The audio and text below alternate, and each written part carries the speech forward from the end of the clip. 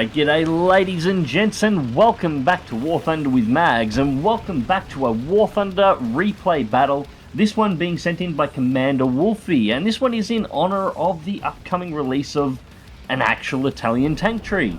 Only took 12 months. We've had the Italian tank tree technically in game since, early November 2017, so over a year ago at this point, but it's only consisted of two vehicles. The Fiat Ansaldo P40 at battle rating 3.3, and of course the American M26 Premium at battle rating 6.3.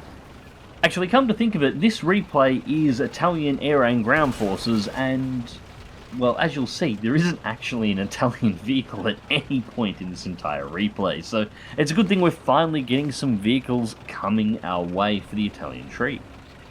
Now, anyways, this replay is of course a War Thunder realistic battle replay. This means there are no enemy markers on enemy vehicles. However, in the replay, I have got them turned on.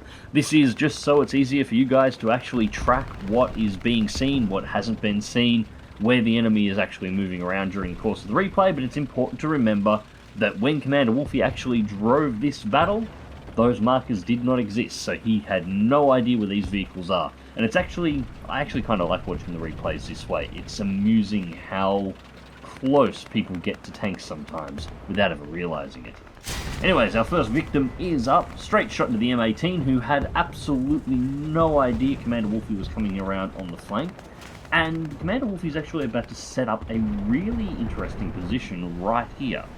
This particular gap in the debris is actually sitting in a really open position, one that you normally wouldn't think of as a really good spot to actually set up a tank for taking out enemy vehicles. However, it does have one or two advantages. First is, it's very open with a very clear line of sight to spotting vehicles like this T-34-85, who takes one straight into the engine deck and is completely disabled with fire at this point. CommanderWolffe is going to back this one up, take a lead through the buildings, straight into the side of the turret, and that is his second kill for this match. And we have another T-34 that has come out and exposed itself. T-34-85 is showing its ass straight to the side of the turret, and that is kill number 3. Now, the second advantage of this particular position, it's a position that's so exposed that until you see somebody shooting from it, you would never expect anybody to actually be here. Notice the T-44 was the first vehicle to actually realise CommanderWolffe was camping in this position, and that's only because the T-44 saw the T-34 get obliterated. Not that it saved him, that is kill number 4. Now, the only downside of being in a position that's this open is that if any of those vehicles had enough points to actually deploy an additional vehicle into the battlefield, well, you are very exposed from multiple locations, and the enemy knows that you are here now. And to top it all off, a quick look at the map shows that CommanderWolffe actually has no backup in this position. He's well aware he has nobody else watching him. So we can see at the moment with the markers on that nobody was moving up onto this position at this time, but he didn't know that. Also, the enemy has managed to push their way into A cap. So CommanderWolffe is beginning to move out towards A. He's looking to try and slow up and flank the units heading into the A cap. And he's also looking to find himself some reinforcements, somebody here who can actually watch his ass. And that's why he needed it. But he did earn enough points to deploy second vehicles, so let's move on. And as I said at the start of the video, no Italian vehicles in this Italian replay. This is the BF-109 G14. Now, CommanderWolffe has of course brought this one out with a 250kg bomb. He's currently tracking that P47, but it's going to go down, and he's also looking right over here for the location of that M18 that killed him before, which he's just picked up and spotted. It's against the side of a building, parked pretty much where it was when it fired the shot.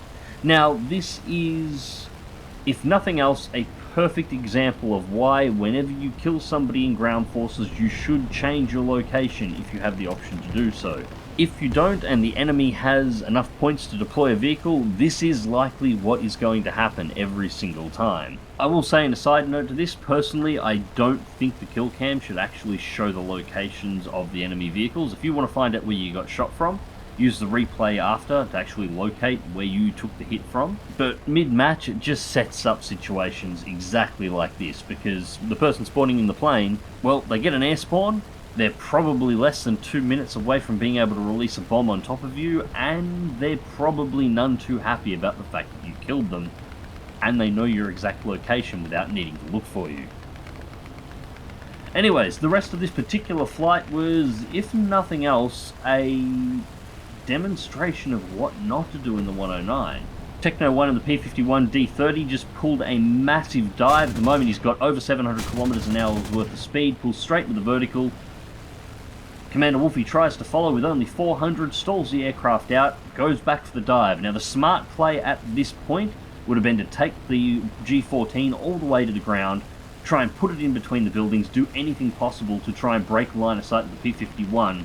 Instead, he takes it back into the vertical, losing energy while the enemy was gaining in the dive, and there was only ever going to be one end to that. But thankfully for this replay, we're here for the tanks and not the planes, and CommanderWolffe did have a backup available on his M26, so back to it. Now, everything up until this point has pretty much been the warm-up for this round. We've got a T-34-85 that is moving into spawn camp.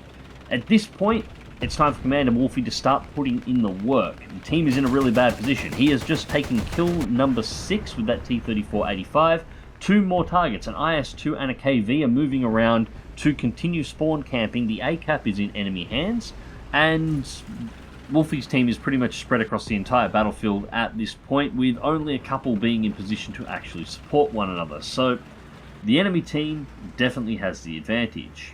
Now he's got the back of this IS-2, but unfortunately donks a shot and hits a turret ring. Important to remember from that angle, the IS-2's turret ring is actually close to 250mm thick, but the back of the turret would have only been about 110, so the shot would have passed it right through. Still a missed opportunity for kill number 7, but one door closes, another opens. T-34 from the rear, turret pointing the wrong way, straight through the engine block, and there is kill number 7. Now, with the T-34-85 out of the way, it's time for the team to actually start pushing south. Now, Wolfie did spawn in with a couple of other vehicles here. We've got an Osterwind, and there is a Tiger H1 off to his left to the east as well.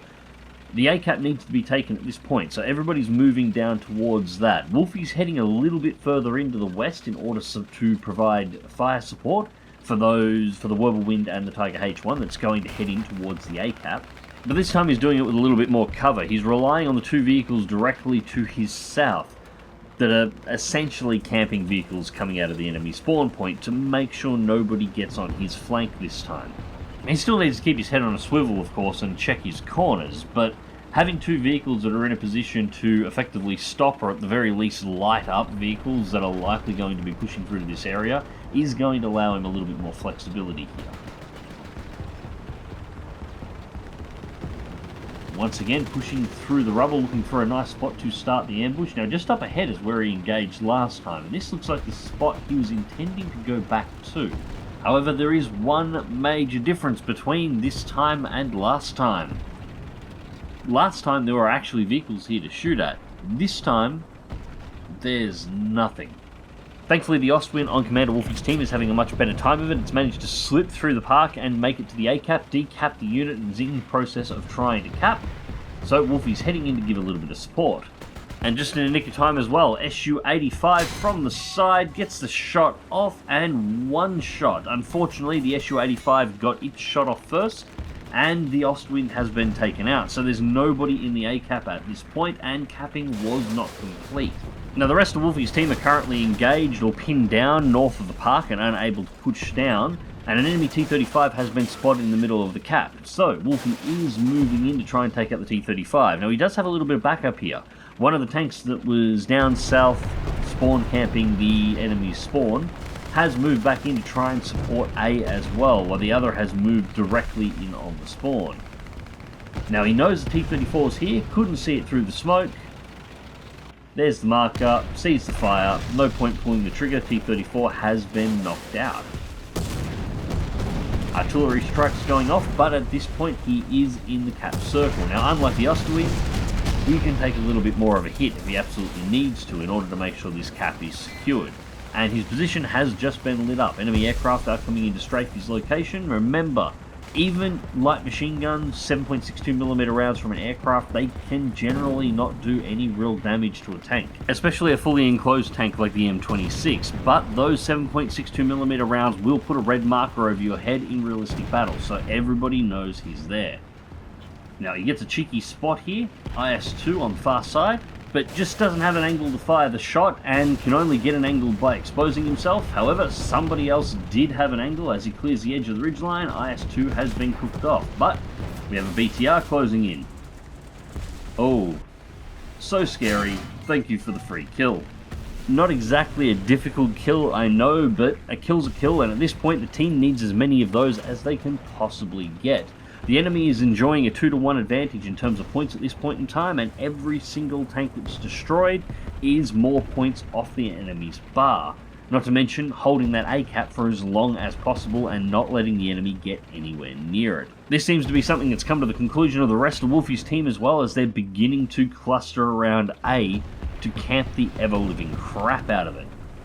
KV-85 ahead, lines up the shot, but the Panzer 470 takes a shot first, and KV-85 eliminated. Now that was one of the tanks that was spawn camping Wolffe's team at one point, and let's head back down this way. There was a KV-2 and an IS-2 originally up there.